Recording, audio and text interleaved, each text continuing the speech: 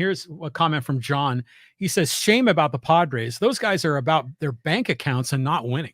Well, I said jokingly, I got my money. Did you get your money? Where's the fire? Where's the leadership? Where's the accountability?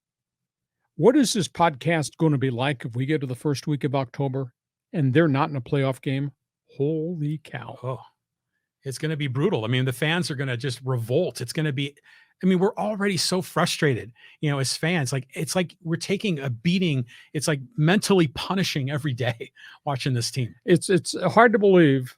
Silver Slugger bats, Gold Star gloves, Cy Young Award pitching, Rolaids Relief Ace of the Year, and they're sub 500, and there's 6 teams in front of them in the wild card chase. The wild card chase. So I'm talking about first place. Wild card chase. Okay, on we go. Next question. Okay, on we go. Let's go here to Octobert, and he says, Bieniemy, a Coughlin-like coach? Well, he's a firebrand. I mean, he was that way as a player. That's what fueled Eric Bieniemy. He was a tough guy running back, a demanding running back, a smart dude running back. I got to know him fairly well when he was with the Chargers, and he was involved in a really bad incident right before the Super Bowl in pregame warmups. He got in a fight with one of his own teammates. He was so amped about playing in the Super Bowl. We'll see. He has not been hired as a head coach. I don't understand why the dots never got connected. He had 7 different interviews. Maybe he didn't interview well. Maybe there's a piece of that reputation that precedes him. But, I mean, he's earned his spurs, and Ron Rivera is going to let him have his run to do things differently, and they need to do things differently because the Washington Redskins turned Commanders haven't been very good for a while. Yeah, it's a tough thing.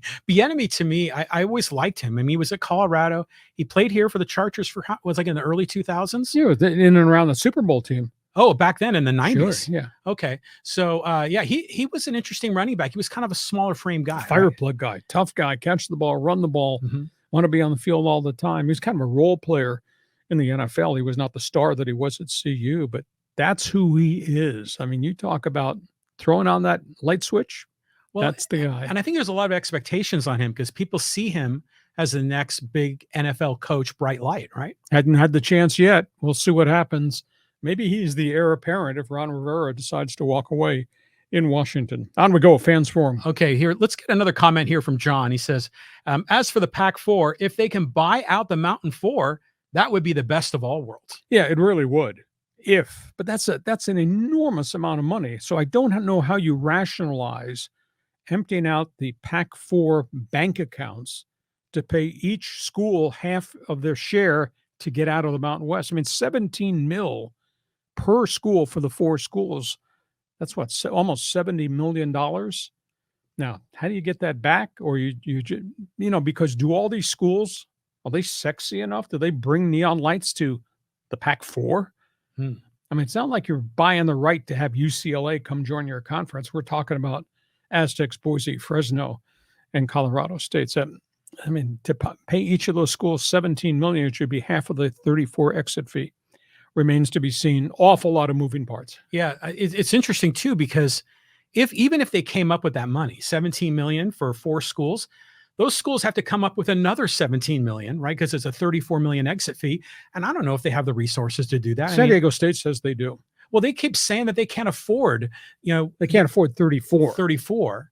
Yeah. So the PAC-4 is in such a desperate situation. I mean, this is really kind of one of their few angles to retain that Power 5 conference. If they don't pull in some of these Mountain West teams, then I think the whole thing blows up. And would they ever, let's just say hypothetically, the Mountain West teams came in to the PAC-12 or 16, whatever it was, and the NCAA says, you know what?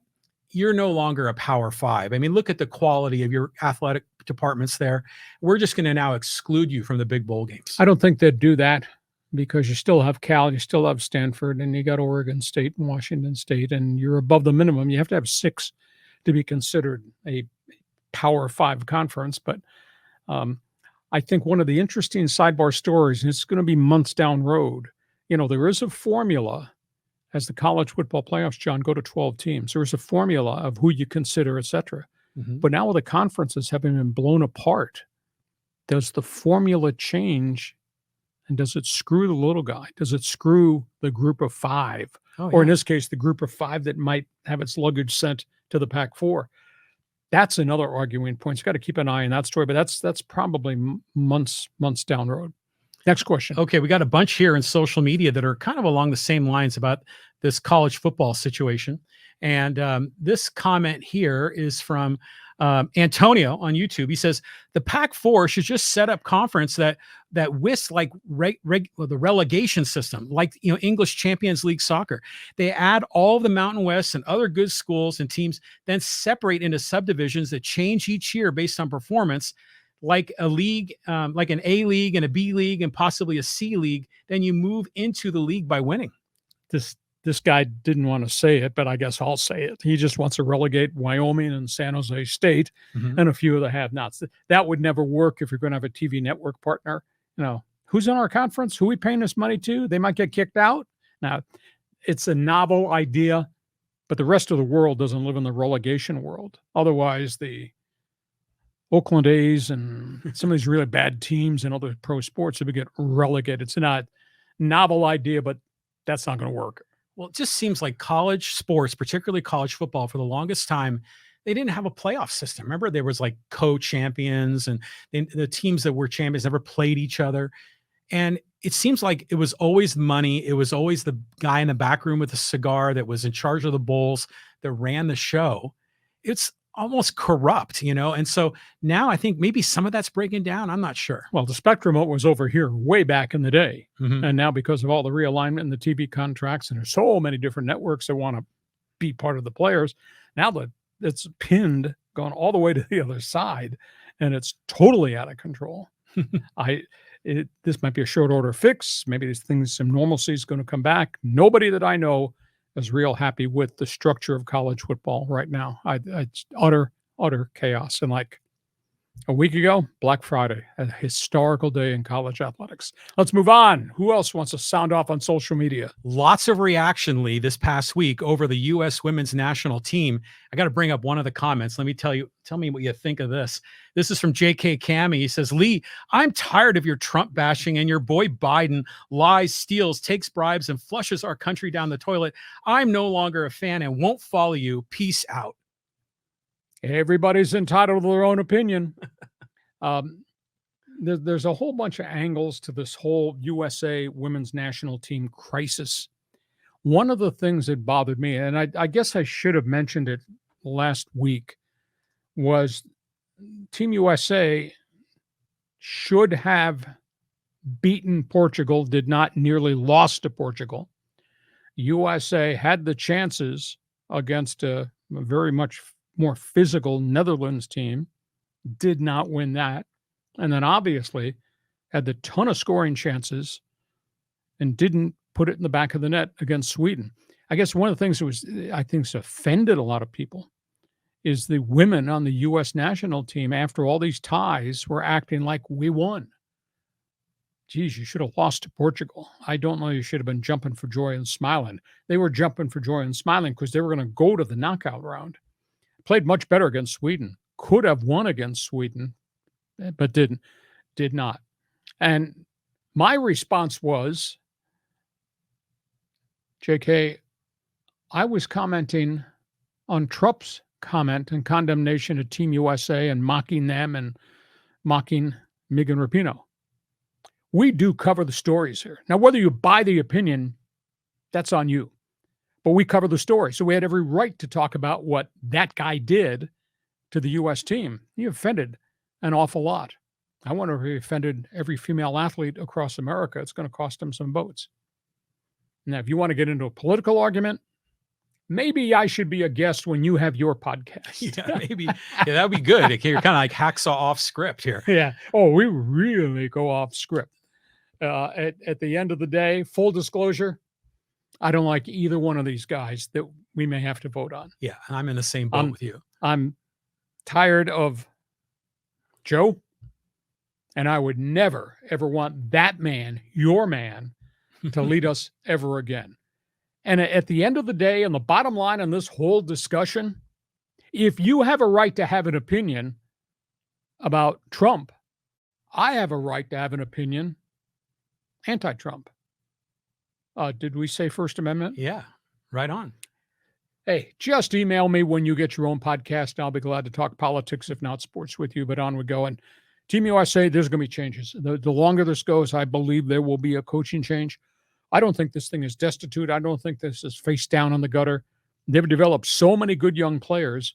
Maybe what we should say is, hey, the realistic thing is these other countries have caught up because they got athletes and they're funding. And our great athletes, starting from Mia Hamm to Hope Salo through this group here, are all now handing the baton to the next group. And I think we got collectively a really good group of young players. I mean, they had 11 shots on goal against Sweden, and they hit crossbars and they had shots blocked. The goaltender was phenomenal. So Sweden beat Team USA. It's not that Team USA underachieved. I thought they played really well, and they got a chunk of these girls are going to be coming back. Does that make sense? Yeah, it does. And I think the team is promising going. I mean, really, the next World Cups for both the men and the women. I mean, USA could be in a great spot. America first, right? So, but it is kind of weird how, politics has sort of infected sports, and it's not just in soccer, it's in everything. And it's kind of sad because back when I was a kid, I mean, they were separate worlds, but they're similar. They're both like team sports. They're both tribal politics and sports. But at any rate, you got a lot of pushback. I'll just tell you that on social media. Hey, thanks for listening. Thank you for following. If you like it, great. If you don't like it, too bad for you. But we're going to continue to talk about the topics on the table. Let's move on. Okay, let's move on here and let's talk a little bit about the Aztecs. And this is from Michael, and he says, do you believe Brady Hoke and his coaching staff has recruited from the portal a better grade of talent and charisma than they had last year? Last year at this time, Coach Hoke was bragging up Braxton Burmeister as our quarterback. He was a talentless waste and was a quitter on the team towards the end of the season. Hope he has not recruited any players that mirrored Braxton. Go Aztecs. Well, a whole bunch of things. I thought Burmeister would play well based on what I had seen, and I looked at video of him at Virginia Tech and talked to people back there. He got here, he was overwhelmed. He got here, he got his brains beat out. He had 5 different injuries because he had a young offensive line that just was learning on the job, and it was just painful. I didn't like what happened at the end of the season, but then again, I didn't like that Will Haskell was thrown off the team, in essence, run off by the coaches. But the more you dig, the more you find out that Will Haskell is a real academic issue, and Will Haskell didn't want to work well, and Will Haskell wound up having to go to a junior college to get his associate degree. He's now at the University of Washington as a walk-on. I blame Hoke a lot for that whole mess, but I think there's a story behind the story where they just said enough is enough. Did he recruit well in the portal? I don't think he did. Not this year compared to last year where he got offensive linemen, defensive players.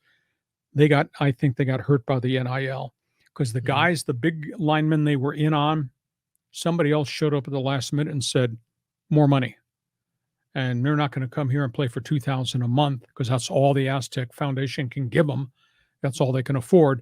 And they go somewhere else. The prime example is the big right tackle that they had great aspirations for. Josh Simmons, 6'7", 310. Now, he struggled really badly last year, but he played every snap. And they think he's a prototype tackle or guard. And all of a sudden, he got tampered with, and he was out of here. He wound up at Ohio State. Why? $50,000. Wow. That's what they paid him. So the Aztecs didn't do the portal as well this year because they don't have the money that everybody else is throwing out there from the Power 5 conferences.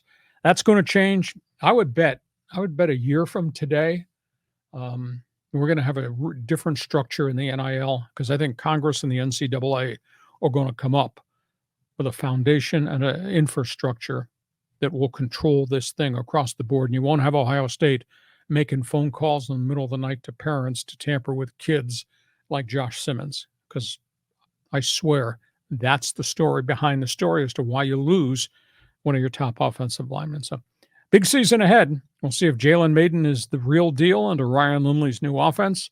If you're an Aztec fan, red and black scrimmage Saturday night, Snapdragon Stadium. We'll get a feel a couple of weeks out.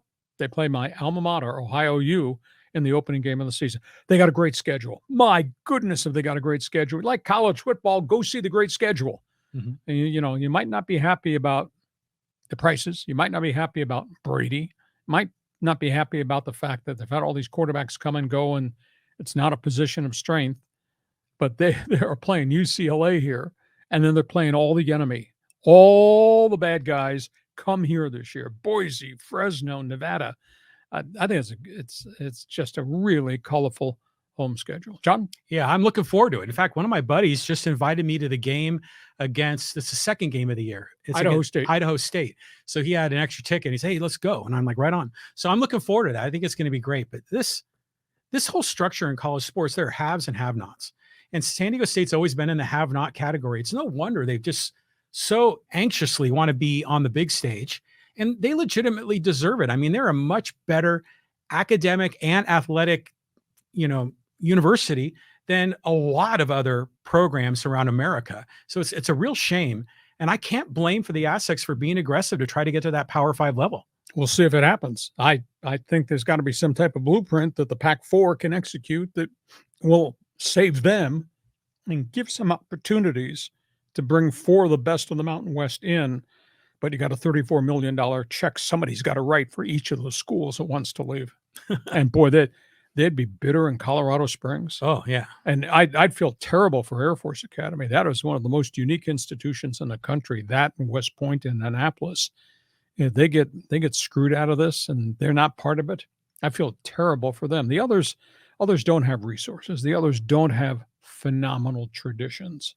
Not Nevada, not UNLV, I got friends that work at the University of Wyoming, great place, but it's a scuffle to be who they are, where they are in the Mountain West. They're not going to be part of this transfer. Okay, we move on. Here's another comment here about sports media, and this one here. This is from John. He says, find myself coming back to Hacksaw for analysis of San Diego sports. The new batch of San Diego sports media seems so bandwagon and toxic and zero knowledge of history. Lots of reactionary takes that change on the daily. Thanks for the grounded content with in-depth analysis. You are right. We are bleeping brilliant. Thank you. Now, I enjoy it. This is what I do. This is who I am. This is why I have this history and this reputation. I will tell you up front, I really need help with my website.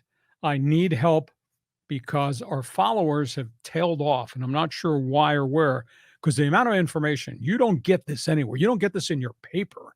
I guarantee you don't get it on anybody else's website. But I need somebody to help me promote LeeHacksawHamilton.com so we can explode that. And I don't know how any of this worked. This is all his fault. Our numbers on our live stream podcast, on Instagram, every other social platform, John has dragged all of our stuff and put it on. Our numbers are phenomenal. We had 15,000 views in less than a week just on the Pac-12 topic alone. In just one day. One day. Yeah. So just amazing. So, hey, we are who we are. We cover a lot of information. I need some help with my website. But, hey, share, tell all your friends all the different things we're doing. I have an answer for to solve the website issue. You need to sell your content to the LA Times. And then it would be the entire sports section, and they can have their magazine puff pieces to surround it. I sent a tweet out to the LA Times last night, because here we are. The biggest stories are the Dodgers and obviously Black Friday Pac-12. And my LA Times has 4 soccer stories and a boxing story and a feature on Dodger baseball hats. And I understand the new leadership of the LA Times within the last month has changed the structure of their sports page, John. And they want feature writing and in-depth evaluations. They want magazine writing. Well, last I checked, magazines are in big trouble. Time, Newsweek, etc. I want game stories, notes columns. I want the standings. I want the statistics. I want the box scores. You want magazine writing? That's no problem. Just reinvent the once famous and proud LA Times Sunday magazine. And you can put anything in about sports in it that you want, including the great story that Bill Shakin did about Dodger baseball cap history. But at the cost of all the other important stories that you are ignoring, you got to be kidding me. If I were king, that would not be happening at my newspaper. It's the LA Times, too. I mean, that's like one of the top 3 or 4 newspapers in the nation. Past tense. Past tense. So yeah, the world is shifting. I think there's a lot more video going on in social media. We're going to streaming. Newspapers, magazines, everything is different.